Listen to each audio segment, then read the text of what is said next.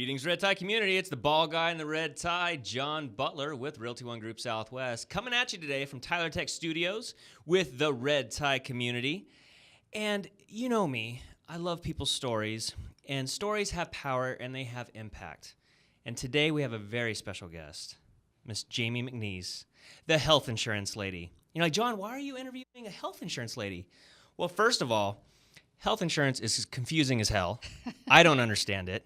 But more importantly, below the surface, you, my dear, have a dynamic and powerful story that the world needs to hear. Oh, Welcome. Thank you. Thank you so much, John. Thanks for coming in. My pleasure. All right, so I always like to start off with how we met. And so if you saw the episode a few weeks ago with Nicole Albrecht with Financial Accounting Services, she, I think maybe about 3 or 4 years ago, had a think tank of business professionals where she invited a lot of super smart people. I don't know why I got invited, but I was invited. I was the fly on the wall, and you were there. Yes. And you had a lot of good information, and you know, sometimes you just look across the room, you're like, that person's very interesting. I should probably talk to that person. Well, that's what we started doing. Yeah. And I am not the best when it comes to understanding health insurance because it is just complex. It's a nasty jungle, and I know that I need it, but I don't like dealing with it. Yeah. And so when I met you, and you could actually break it down with clarity and help me shuffle through the crap, Yeah. that's your power. I have discovered that my superpower is taking the complicated and making it simple enough so that people understand what they're doing. And when it comes to health insurance, that's the reaction that I get more often than any other is, I finally get it, is what my people tell me. Well, and that's why I like to view myself as is that trusted advisor, that person in your corner, because nobody likes to be sold. You know what I mean? Like I think before I met you, I was talking to some health insurance person, and there's just always that edge, like, so you want this one, huh? You want to sign the line? It's like, no, help me figure this stuff out. And when I converse with you, you just always have that heart of a teacher. You literally hold me by the hand and say, nope, don't do that one. Nope, okay, this is what's best for you. Yeah. And it feels so good to have somebody in your corner that is looking out for your best interests. Yeah. And I found my passion. I've only been doing health insurance for 5 years. Oh, really? So it took me until I was my mid-50s to truly find my passion. Figure out what you want to do when you grow up? Yeah, exactly. I figured, I was getting close enough to 60 that sounded like a grown-up. But so it's been really, it's been exciting. And it doesn't feel like work. There are times in what I do that I call it missionary work, where I'm getting a phone call where someone doesn't understand what they have. They already have a policy. They just do it. My mom told me to call you, or someone on Facebook said call you and ask you. And I am more than happy to help somebody understand what it is they already purchased and how it's going to work to their benefit, or not for that matter. So that's how much I love it, is I'm willing to do it and have those conversations at no cost. That is so cool. And people that see your phone number right there, if you do have questions, give her a call. Yeah. So we put you on blast there. So your phone's going to start blowing up. Yeah, here really. Quick. And don't worry, when it goes to voicemail, I'll call you back. Yeah. You can't always be on call. Yeah. So let's start digging a little deeper here. And if you could start sharing your story. For those who don't know, Jami has actually battled and conquered cancer. And so I would like you to kind of just pull back that curtain of your story and share that with us. So actually, I didn't battle cancer. I chose other words. Okay. So that was a big deal. So about it was 2 years ago. It was at the very beginning of what's called an open enrollment period, in which I have 3 months to write as much new business and help as many people as I possibly can. And the short version is I woke up one morning with one really weird little symptom, and I thought, this can't possibly be right. By noon, I had an appointment in front of a doctor, and within 2 weeks, I was diagnosed with bladder cancer. And there was no explanation as to why a healthy woman would get this diagnosis. And so going back to your comment of that I battled cancer, I chose to approach it differently. Okay. And so let's start with how I labeled it and what that experience was like. So between that first doctor visit and 2 weeks later, when I was going to have, it's a CT scan and a test called acystoscopy, and that's where they slide a little camera up into your bladder and can actually see what's going on in there. I had 2 weeks in between those two visits. And so being the intelligent woman that I am, I went to Dr. Google and practically every day was Googling my one little symptom. And for 2 weeks, I kept getting basically the same result, is that it was bladder cancer. And so I had 2 weeks to mentally prepare. And as I was driving to that final doctor visit where I was going to have the CT scan and the camera thing up close and personal, I realized in a moment of clarity in my car, just said, Jamie, you have cancer.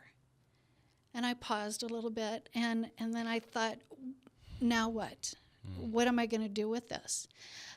So I am a big fan of self-help books and podcasts, which is why I love yours so much, because I've watched them all and gotten so much out of them. But so I have a long history of watching motivational podcasts and reading books. So in that moment when I said, now what?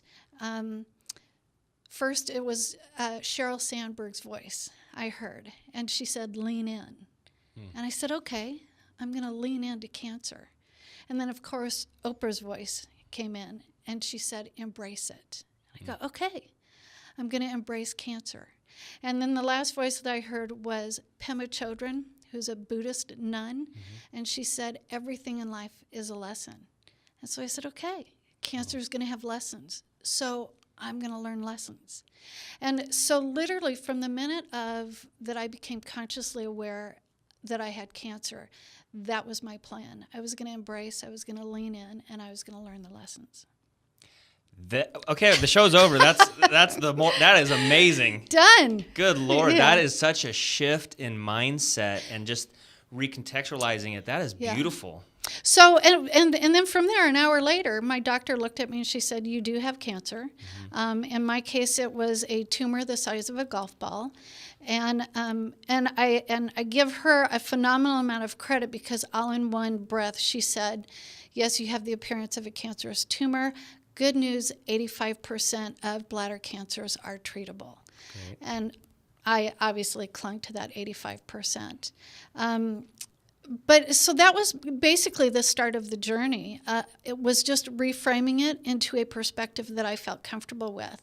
And I want to add a caveat here that's really important to me is there are a lot of other people out there who get diagnosed with cancer. And their experience is painful and tragic and dark and scary. And I don't want to take anything away from those people. I honor them. I respect them. We all do the best with what we have in the space and time that we have right now. So I honor those people. I simply chose and was very conscious and aware that I had alternatives in terms of the perspective that I was going to have on this experience. At the time, my son was still living at home with me, 23 years old, and I had to tell him that I had cancer. And so from the very beginning, our conversation was, son, we're going on a cancer adventure. And this is going to be a cancer journey. And let's think of it as an amazing roller coaster ride. There will be ups and downs, and we have no idea where this roller coaster ride is going to end, but it's going to be an adventure, and we get to do it together. And so that's where it all started, was with perspective. And he struggled with that, God bless him, a lot more than I did because he had a lot more to lose, I think. For him as a 23-year-old, he wasn't ready to lose his mom. And so I have to, kudos to my son at age 23, became my hero. And I wrote a book, and it is dedicated to my son, my hero. And the things he did to step up as my caretaker and my dear, sweet, only child, it was just amazing to see the transformation in him. So if we had nothing else out of the experience, just watching him transform from a boy to a man was utterly amazing. Wow. And isn't that what a journey does to somebody? Yeah. You start off at point A, and you got the whole alphabet to go through, and then you get to Z, and you're a completely transformed person. And that is so beautiful that you both were able to share that, and then end up in a victorious place. Yes. You know, Yeah. and thank God for that. Yeah. I'm not sure if you know of my story. I grew up in Bakersfield, and my mom, I think I was about 14 or 15 years old, and we were on a family day expedition, just driving around the mountains or something like that. And we stopped at a Burger King in Kernville, and she disappeared into the bathroom for, seemed like an hour. Like something wasn't right. Something wasn't going well. Well, a couple doctor visits later and stuff like that, and sure enough, she had cervical cancer. Wow. And so when you were talking about your son just now, that really brought me back to that age and not wanting to lose your mom. Yeah. You know, and I was definitely a mama's boy. There's nobody like your mom, because Yeah. literally that's your first person that you Yeah. know in this existence as Yeah. you're, growing for 9 months. But unfortunately, our journey didn't end in a positive note. Yeah. She unfortunately passed away when I was 16, and she was only 38. And I'm 36 right now. And so she was about 36 when she got diagnosed. And so there's a little head trip going on for me, although I don't have a cervix. So I think I'm I don't okay. either anymore. Yeah. So, but, and I too wrote a book, and so I'll get you a copy. And, I love that. But it's so amazing what cancer does to people, good or bad. Yeah. And you usually hear kind of the bad stories and stuff like that, but it's so beautiful, and I think that's why it's Beautiful Cancer, right? Yeah. So kind of maybe explain a little bit about the title. Why did you choose that? So let me tell you what the process was for me. So first was I had a tumor, and there was going to be an outpatient surgery to remove the tumor, and literally no stitches, no anything. You know, what they can do in a surgery room is amazing. And so they did that, and it was determined, the doctor used the phrase that I had cancer that was angry and aggressive. Again, those weren't words that worked for me, so I decided to refer to it as ambitious and outgoing. So because it was ambitious and outgoing, I needed to have a radical surgery. And in that radical surgery, because of where the bladder is located, it is literally surrounded by all the lady parts. And so the radical surgery was to remove the bladder, remove all the lady parts, to remove 20 lymph nodes, and then repurpose some stuff. And so they took a portion of my large intestine and literally sewed it into a new thing, and I have an internal reservoir made out of large intestine. Wow. That is attached to my kidneys. And then they took a portion of small intestine and attached the reservoir to my abdomen using the small intestine. So I have what I call my spare belly button. And what I do is 4 or 5 times a day, I take an 18-inch catheter and I slide that into my new reservoir, and that's how I drain my bodily fluid. Wow. So I refer to myself as bionic. My parts aren't like your parts, and for me it was, in the beginning that was really difficult because doing the whole catheter thing really grossed me out. And I realized that I was staying closer and closer to home, and that I wasn't comfortable going out. And I realized that one of the things I had to do is I had to plan something so fun that I wouldn't back out. And so I planned a trip to New York City with 2 girlfriends, and we did that. And so I managed to do the whole catheterizing thing on the plane, on Broadway, just all over New York. I was doing my thing, and I thought, okay, I can conquer anything. So, and then the plus side to that is, now let's go really big. So on my 1-year anniversary, I celebrated it in Paris. Wow. And managed to Paris and Rome and Spain doing my whole catheter thing. So that was a big deal. Decided not to let that slow me down. But even that process took some mind. I had to trick myself, I guess is the best way to put it, into seeing it in a different perspective. So I want to talk to you about acceptance and the process that we all go through.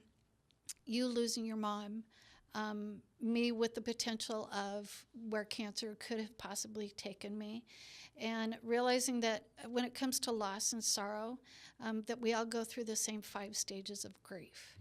And for me, it was, again, I was at a time in my business where I had a lot to do. And this is, okay, if I survive this, I still need to have an income. So this was my time frame in which I was going to do that. So I couldn't let it slow me down. So what I like to call it, is I microwaved my way through the grief process. So I zipped right through all the grief stages and went as quickly to acceptance as I could. Wow. So when I was writing the book, my intention was just to pass on some suggestions to other people who are going through not just cancer, but other struggles and losses in life. And cancer is only one of those things, and the loss of a spouse or a parent or a child is another. But we also do things like we lose jobs and we lose money. And clearly in your industry, you've seen hundreds of people losing their houses, right, and that kind of thing. So what I discovered is if I would sit down and be very intentional with all 5 stages of grief and think my way through each one of those things, then I could fast forward to acceptance much quicker. So I did. I'm like, the first step is denial. Okay, no, this can't possibly be, and literally just zipped through them as quickly as I could and did, okay, I have cancer. Now let's get back to work. So anyway, with that said, going back to my son, and for you as a teenager, there was a struggle there for him. And where I was very accepting of my situation and ready to lean in and embrace and do all that awesome stuff, he was coming home from work every day. Just, you could see it in his body. His shoulders were up here, and he was tense and angry and just really short with me on everything. And I understood that this is how he was processing his fear and his grief.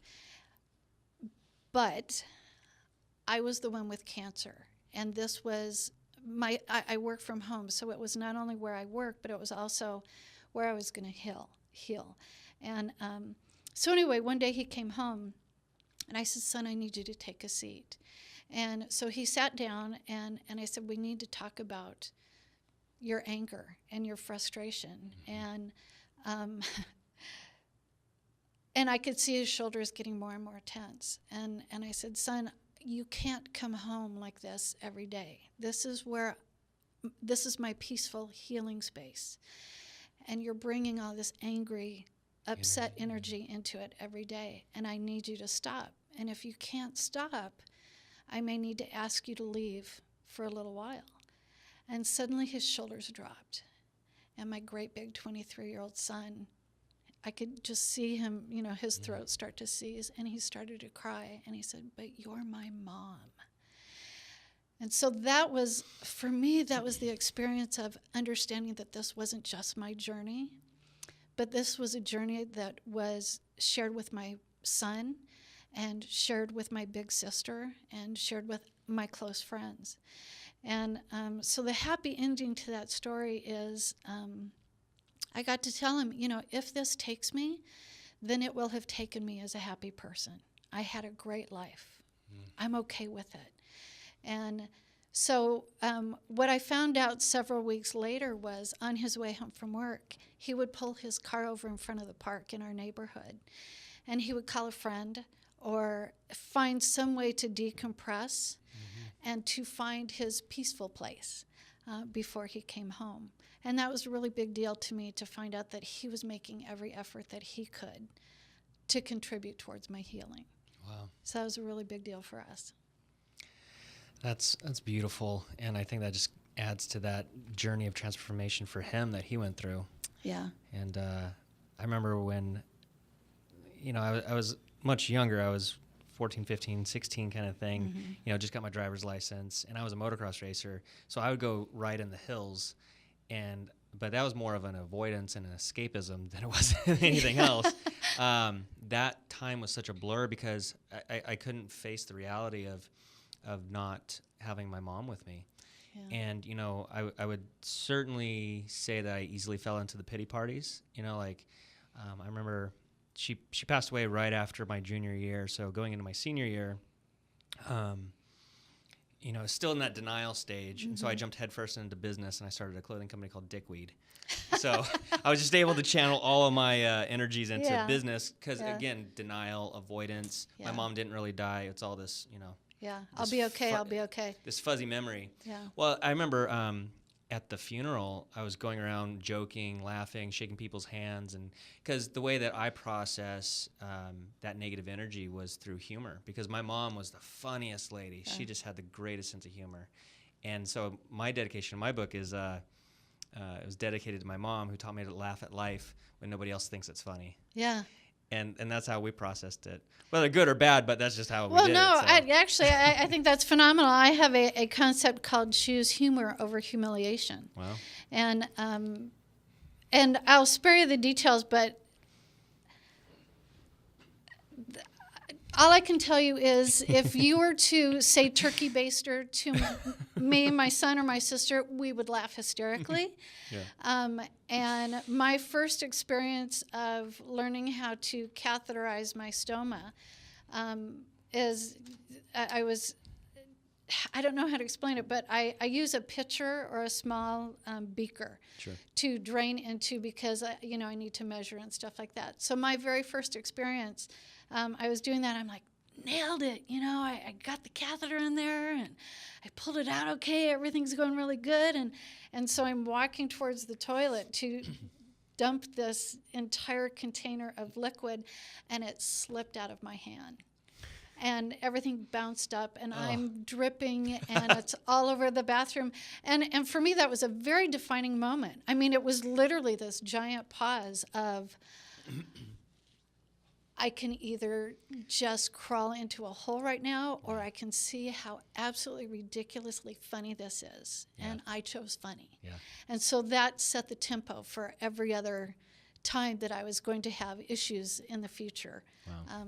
So anyway, yeah, I love that, finding humor in everything. So I remember one time we were, I think she went through radiation, and so she was very sick.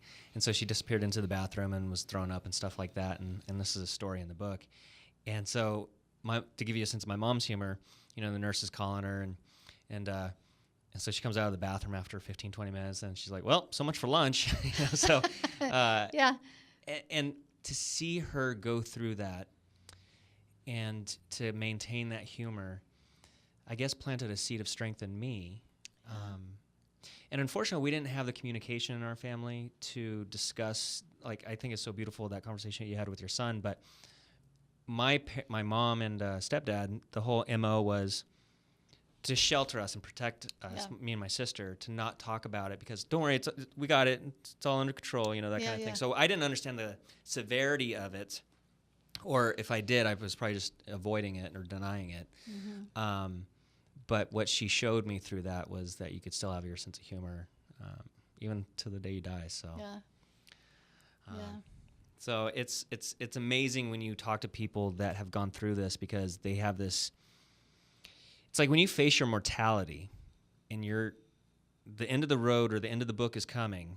Yeah. You really take that soul inventory and that check, that internal check, and when you defeat it and you move past it, the people like you, there's a certain strength that they have, this invincibility kind of thing, or at least that's the perception I get. I don't know, maybe you might disagree or whatnot. Yeah. Well, another thing that that was really beneficial for me, when you're diagnosed with cancer, one of the first things that happens is you have that fight, flight, or freeze response, and So I just recall the experience of freezing, and it was like I was only operating with half a brain, because it was really hard to think clearly of everything else, knowing that I had this cancer diagnosis. Yeah. So one of the good things is I get a lot of calls from women who are using Michelle's Place Breast Cancer Resource Center. Shout out to them. And so I get a lot of calls from women who have just been diagnosed and need to understand their insurance. And so I have been in their shoes, and I get to say, okay, first thing you're going to do is you're going to breathe. Before we keep talking, just take 2 really deep breaths for me so that you can remember what we're talking about. So anyway, that whole freeze experience is a big deal. The other thing is, even though I was very accepting and I was leaning in and, honoring the experience and all of that, cute, wonderful stuff, I still had the experience of the little voice, the little cancer voice, every once in a while, of just whispering in my ear, you have cancer. Or the thought of, you might end up having chemo. You could lose all your hair. No offense, John. Just all those fears, all those what ifs, all that possibility. And I realized that I couldn't keep going through that. I couldn't keep dealing with that all day long. So I decided one afternoon, okay, look, I really don't have time for cancer. I have other stuff I want to do. And I have stuff on the calendar that I still want to attend and enjoy. So let's just focus on cancer a little bit every day and then be done with it until the next day. So I call it, I refer to it as I visited with cancer 5 minutes every day. And so I would start my day, it's coffee, get dressed, hair, makeup, all that stuff. And then I would sit in this one chair in my living room that nobody ever sits in. It's an antique rocking chair. One of those chairs, yeah. One of those chairs, just for looks chairs. Yeah. And I would have a conversation with cancer, and I would do it out loud. To me, that was a big deal. I mean, when there were big things to think through, it was I articulated it out loud. And so each morning the conversation would sound something like this. Good morning, Cancer. How are you doing? How did you sleep last night? Are you comfy in there? Is there anything I can get for you? Just a reminder, you're only here temporarily. I'm not planning on keeping you around. So enjoy your stay while you're here, but it's not going to be for long.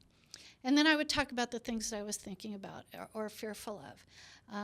I'd talk about the fear of losing my hair if I went through chemo.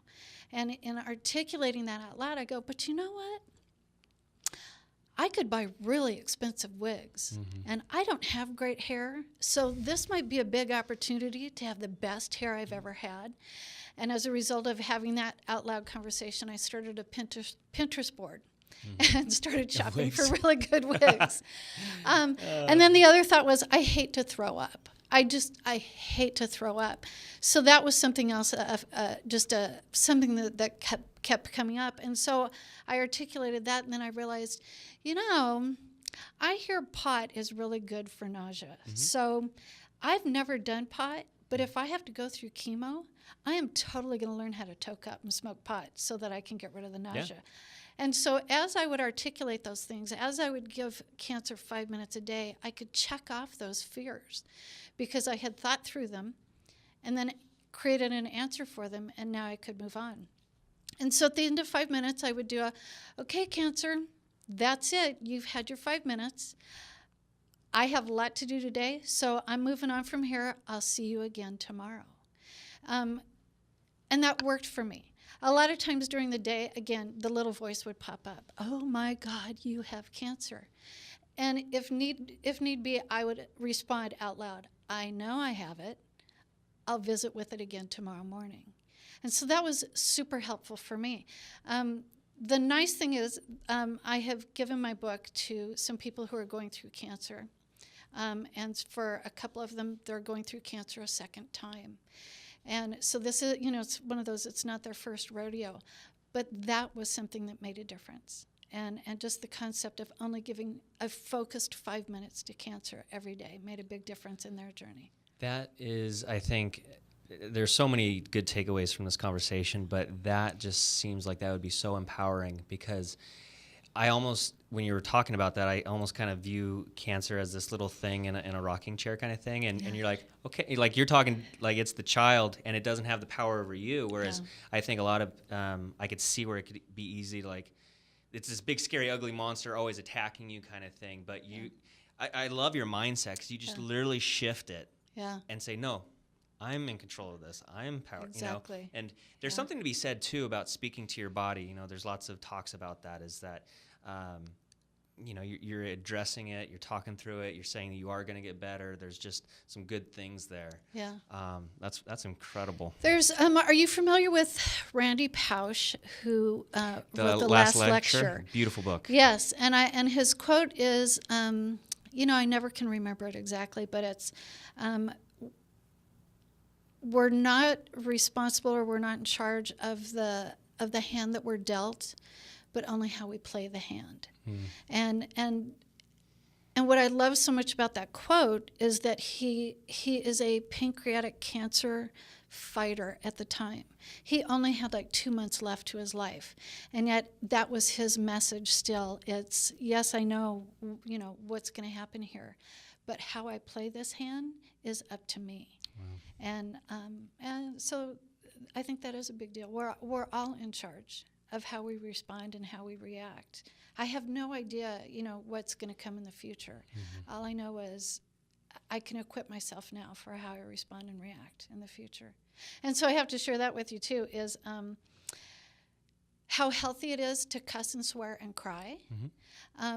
My buddy Jackie Steed, also a realtor, went with me, drove me to the doctor's office the day that I found out that my what the outcome was going to be, that I was going to have this radical surgery. And so she had dropped me off. I went up into the doctor's office. I came back down and texted her, okay, come pick me up. And she could see me walking towards the car, and she's like, oh, you know, she looks like she's okay.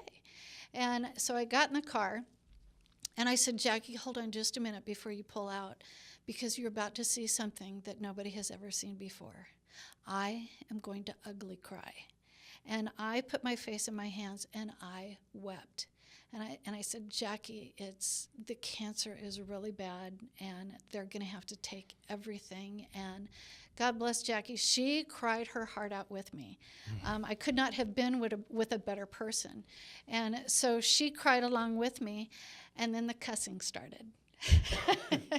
And Jackie, all the 4-letter words. Every 4-letter word compounded with every other 4-letter word. And so there was just something so therapeutic in just letting the tears flow, and then cussing like a drunken sailor along with a girlfriend, and the entire drive home. It was just 4-letter words flying like crazy.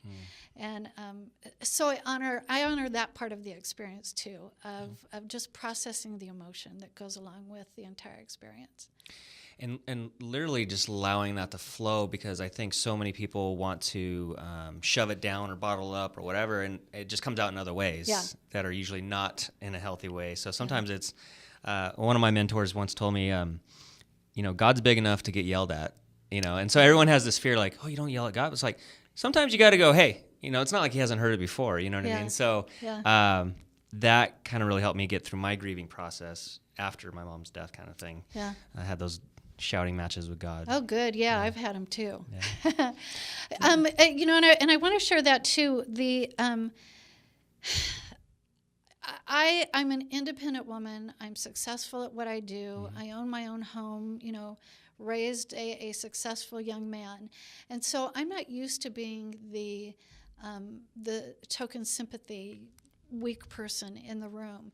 And so when all of the comments started coming in of, you know, Jamie, we're praying for you, and, you know, be strong and that kind of thing, I felt really uncomfortable with that at first. Yeah. And then one of the things I realized as time went on was what I felt uncomfortable with was when people would say, I'm praying for you. Yeah. Because what I wanted to say was, wait a minute, exactly what is it you're praying for? Because if we're going to be in this together, I have some specifics on what I would like for you to pray for. And I didn't want the healing miracle. I didn't want it to be prayed away. to me, this was an adventure and an amazing life experience. And the feeling was, please don't pray that away from me. Let me go through it, because no one gets strong by leading an easy life. And so I answer the question, what role does God play in this situation? And basically, it's before you start praying for me, wait a damn minute. I want input on this. Wow. So. Wow. So again, your mindset is just incredible. And now because you are the health insurance lady. Yeah. Tell us, how was your insurance during this, and maybe put a message out in your conversation right now about maybe somebody that's beginning this journey. Health insurance is confusing. Yeah. So please break it down, especially with all the craziness going on right now. So specifically in our region, so there are two things. And that's what has been so amazing about being a health insurance agent, because really when people are buying health insurance, I remind them, you're not buying health insurance. You're not spending hundreds of dollars a month so that you can see a doctor for $35. What you're buying insurance for is for that incredible catastrophic event that you never imagined was coming. So that's number one. Think of your insurance in terms of that great big thing that you would lose everything if you didn't have insurance. So that's number one. Number two is, when you buy insurance, you want it to give you access to as many doctors and specialists as possible. And that's the PPO? That's the PPO version. HMO. So depending on what region you live in, that becomes a relative issue. If you live in San Diego and you have an HMO that includes Scripps Hospital or UCSD Medical Center, no big deal. Keep your HMO, pay less. But in our region, we don't have a cancer center in our region. We would need to go out of our region in order to go to a good cancer center, whether it be UCSD or Scripps, Mayo Clinic, UC Irvine. All of those locations are way out of our region. So it's important that we're choosing health insurance that gives us the ability to get out of our region and go someplace where, like a cancer center. So for our region, a PPO is the best option. Then the other thing is, without going total insurance geek on you, in the short version, all the plans are broken down to be standardized: bronze, silver, gold, and platinum. And on the first three, bronze, silver, and gold, your maximum out of pocket is the same. And it's about $7,000. So if you were to be diagnosed with cancer, it doesn't matter which plan you have, bronze, silver, or gold, you're going to pay the same maximum out of pocket. Okay. So what I explain to people is, if you're healthy now, if you see the doctor less than 4 times a year, then a bronze plan is a perfect fit for you. Even if you get cancer, because you didn't lose anything in the long run, you still had the same maximum out of pocket. Interesting. And when I get to tell people, when I explain that to people, and then I go, and by the way, I've had cancer, I'm 2 years cancer-free, and I buy a bronze plan. The response is, okay, I'll take it. So it's been just an awesome experience. I call it the master's program in health insurance. Yeah. Is what cancer was for me. You really had to know it. Yeah. So I got to go through the experience of, my doctor referred me to a specialist. Is that specialist in or out of network? How do I find out as quickly as possible? Yeah. And then when she said, you need to leave our region and go someplace else to get this radical surgery done right, I went straight home to my computer to look up, were they going to be in network, and they were, and so I was good to go. So now, politicians always have the answers for everything. And I'm not going to get political on this, but being in the trenches and knowing what you know and what people experience and stuff like that, do you have an answer that might help these politicians in Washington figure out what the hell they're doing? Because I don't think they know what they're doing. No, they don't. And I don't think they are talking to the right people, so maybe you can get this message out. Yeah. So. That is such a tough question. Yeah. All I know is it's got to change. Okay. It has got to change.